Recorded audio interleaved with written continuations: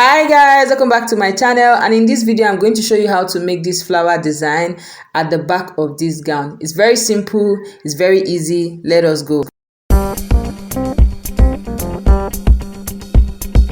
We are starting with this lilac fabric. You can see how rumpled it is. Let me tell you, this tutorial has a lot of ironing, and this is the iron we are going to use. This is the Binatone steam iron, and in this carton it came with a magic cloth for ironing over sensitive garments to prevent shine, okay, and burning. This is the measuring cup for pouring in water, and this is the Binatone steam iron. Guys, this steam iron has a powerful steam burst to remove stubborn crease. It is energy saver. It has a non-stick ceramic sole plate that has a smooth glide, doesn't burn your fabric, and this particular iron has water capacity of 450 mils. Guys, that is a lot, especially for this project where we are going to be ironing and ironing and ironing. After filling it up with water, because that small cup will not fill it up, only that one cup will not fill it up, so I filled it up with water. You can see how it's easily straightening this fabric. All the rumples, everything gone, disappear. So I folded the fabric into two. You can see how smooth and well laid this Binatone iron did justice to this fabric. Now on a fold from the middle, I mark 16 inches, okay, and I'm going to take this. You guys know how we mark when we want to mark our flared, so that is what I'm doing here. So I took 16 inches in a circular motion, not really a circular, like half circular motion on the fabric. If you don't understand what I'm saying, just look at what I'm doing. And after doing this, I went ahead to connect my markings together. This is what we have here, guys. Man, the smoothness of this fabric is blowing my mind. Okay, so after connecting all my markings together, the next thing I went ahead to do is to cut it out. Okay, so after cutting it out, this is what we have here, guys. I also went ahead to open up the side because we don't want a fold there. Now we have a working piece, and for this working piece, we're going to use it to cut 4 others. Okay, so I've used my working piece to cut 4 other pieces because you guys know that the petals was in 5 pieces. Okay, now the petals of the flower, yeah, so it was in 5 pieces. So I've gone ahead to cut 5 pieces. This is what we have here, guys. I'm showing you 5 so that you will not come to the comment section and tell me, oh Ada, I don't know how many pieces you cut. It's 5 pieces. Now you guys know that this flower design, it has like a base where you're going to arrange everything on. So this is the base I'm cutting now, and what I just did here was I drew a plus sign, and from the plus sign I just took 8 inches. You know, I extended my tape and took 8 inches to get the circle. I connected my markings together, and I'm just cutting it out. Okay, so this is like the fastest way to get a circle if you're not using your compass. So now that we have the base and we have the petals, the next thing we are going to go ahead to do is to apply our forcible interface. And this is the forcible interface that needs steam. And I'm going to do this with the Binatone iron. Now you're going to reduce the settings. You see where I reduce the settings to? That's where you're going to reduce your own to when you're working with this Binatone steam iron. Okay, so I reduced the settings. I went ahead to, you know, iron the interface into the fabric. And guys, see those ones that you iron, some irons don't distribute steam well and it will be perfect. The Binatone steam iron evenly distributes the steam, which makes the forcible interface to sort of sandwich itself to the fabric, and it comes out smooth, as you can see. Now it's well smoothened in. I did this for all the 5 pieces and also the base piece. Now this is one piece of the flower, like one piece of the petals. I'm going to lay it on each other like this. After laying it on each other like this, you're just going to go ahead to join it. Okay, see the way I'm showing you how to join it. That's how you join it. You do same thing for the base piece, and also same thing for the other 4 pieces or 5 pieces of the petals. Okay, so I took it over to my sewing machine and I went ahead to run stitches along the seam line. Okay, I did a back stitch. Now the next thing I went ahead to do is you're going to use your iron and you're going to make little slits along the seam line so that it will be relaxed when we turn it over. Do you understand?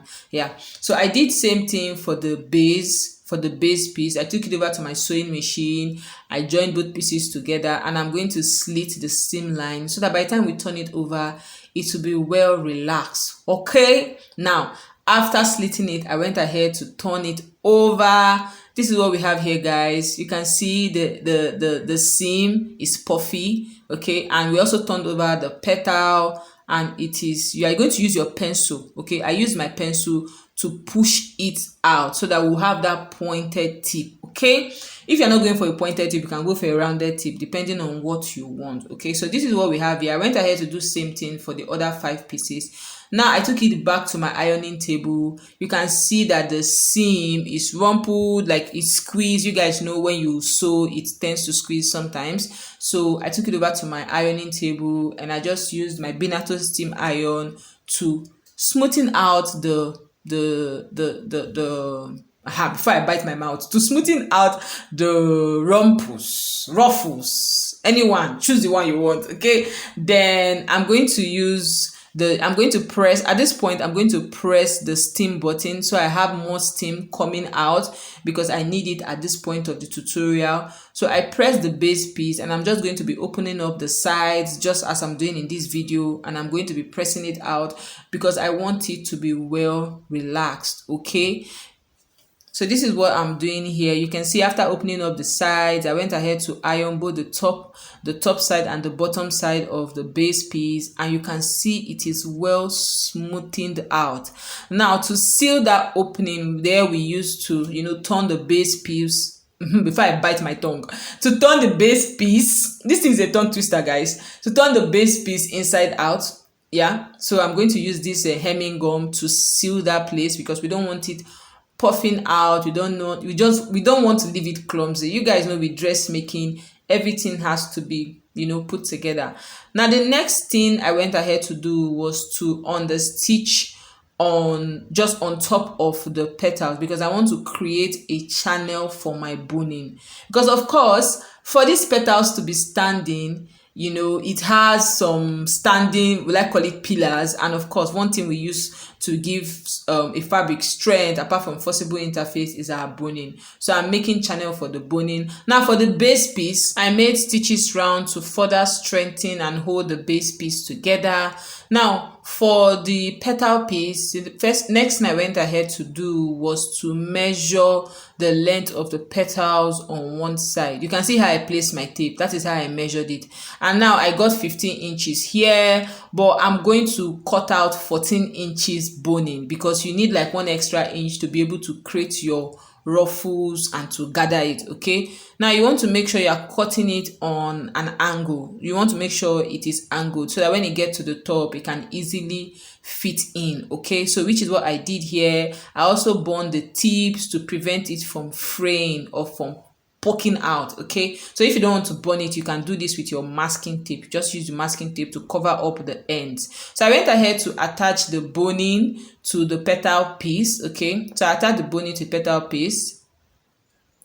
After putting in the boning into the petal piece with the channel I created, you want to make sure it's well aligned. You can see the petal pieces is now bending and curving and just doing one kind, like ogbono. If you're not Nigerian, ogbono is one slimy soup that we eat, okay. So we need to give it a good press before going ahead to seal the bottom. So I'm going in here with the steam and I'm giving it a good press. Then I turned it over to the other side, and for the other side I'm going to be using the sprinkler, and you can see that this sprinkler, this spray of this Benaton steam iron, it evenly distributes the steam so that it can moisten the fabric for easy ironing, okay. So it is not that one that you use the sprinkler and you just be shooting to one side. No, it evenly distributes the steam. So after giving it a good press and sealing the bottom, this is what we have here, guys. Now the next thing I went ahead to do was I threaded my needle. You are going to need that big needle, the biggest needle, and I made a stitch on one end of the petals. You want to secure the stitch and make sure it is well stitched to the petals. And I just went ahead to make running stitches on the petal piece, and I'm just going to do this to the other end. I went ahead to do it to the other end, Okay, so after doing it to the other end, this is what we have here, guys. You can see it's already taking shape. Now you are not going to stitch the end. You're not going to stitch it. You're going to leave small thread, and you're going to leave small thread, and you're going to cut it out. Okay, you'll see the reason why later. Okay, now I went ahead to do this for the remaining pieces of the petal piece. Now with the base piece, the next thing I went ahead to do was I placed the petal on the base piece. I arranged it to see if the gathers I made with the petals piece was able to cover it, was able to cover it well, if I needed to gather it more, or if I needed to just leave it like that. Okay, so far so good. I love the way it turned out. And the next thing I went ahead to do was I used my biro. Okay, I used my biro. You can use your tailoring chalk, okay, to mark where each petal piece started and where it ended, so that when I'm stitching it down, I know where each piece is meant to start and where it's meant to stop. Okay, yeah. Now I forgot to mention this, guys. You need, for this particular measurement I worked with, you need 6 years of boning. Okay, you need 6 years of boning. Now after marking where each petal piece will start and where it will stop, next I went ahead to do was to now stitch down. Okay, to stitch down the petal piece, because I was okay with the width. Right now, the next thing I went ahead to do was to stitch it down. Here I was trying to place it to kind of see how it will look, to make sure everything is well put together. So that's what I was doing here. So initially I started stitching it down with my needle and thread, but after a while I was like, omo, this stitching down, it is not for me, man. I just moved this sewing with my needle and thread. Initially I was doing needle and thread, but it was too slow. I didn't just like the vibe, so I just took it over to my sewing machine and I joined it. Okay, I joined it one piece after the other. Okay, I joined the one piece after the other. You want to do this carefully. It took me time. Forget that I'm fast forwarding it. So this is what we have here. Now, guys, I forgot to attach boning to the base piece. You want to make sure you attach boning to the base piece like this to give it strength, so that I can carry the petal pieces. I also went ahead to use my needle and thread to join each petal pieces to each other, so that it has a synergy. Everything looks a little clustered and put together. Now with this applique is the applique I'm going to use to embellish this flower piece, so it doesn't just look flat. Okay, now you see this 600 glue, this fabric glue I showed you. If you are going to work with this particular petals, this fabric glue did not do justice, so I switched over to the UHU gum. That one people call Who gum. Okay, that is what I used, and I'm going to show you guys shortly. Okay, now this is what it looked like after attaching all the petals. I'm pushing it up so that it's a little puffy and it stands out. Okay, the petal pieces, apart from the place where I gathered, the other part of the petal pieces were still smoothing. They were still smooth. Okay, that's to tell you that you need a very good steam iron for this particular design. And with this hook and eye, I'm going to attach it to the dress. This is what it looks like. You can see it is still smooth. It is not rumpled. Okay, this is what we have here, guys, and this is it on the dress. Now the reason why the sides where I gathered is showing is because my mannequin is smaller than me. By the time I wear this gown and I attach the petal design to the back of my dress, it's going to cover it up. My shape is going to cover everything up. Thank you so much for watching, and I'll see you in my next. Bye.